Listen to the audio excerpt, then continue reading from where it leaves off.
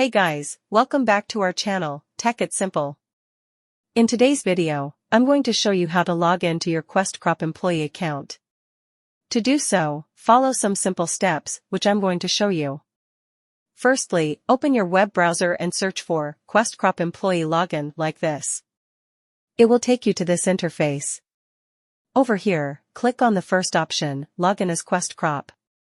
It will take you to the official website of Quess Corp. And over here, on the right hand, enter your user ID and password like this, and click on the login option. You should be able to log into your Quess Corp account.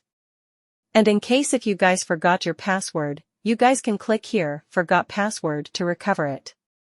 So that is how you guys can log into your Quess Corp employee account. So that's all for this video.